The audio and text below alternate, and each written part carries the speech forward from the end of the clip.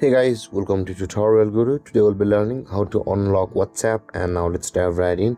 Now to unlock the WhatsApp app on your phone, if you had locked it previously, first open up your WhatsApp on your phone, and after opening on this interface, at the top right corner of the screen you can see the three dotted icon available for us. Tap on that three dotted icon and tap on settings on this interface, where you can see there is the privacy option available for us.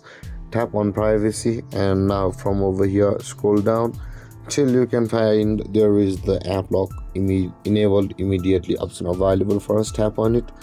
Now in order to unlock your app or WhatsApp on your phone, you can see there it says the unlock with biometric at the top of the screen, and there is the toggle icon at the right side of it. Tap on it and it will be turned off, and this way guys your WhatsApp will be unlocked. And guys, this is how to unlock WhatsApp app on your phone.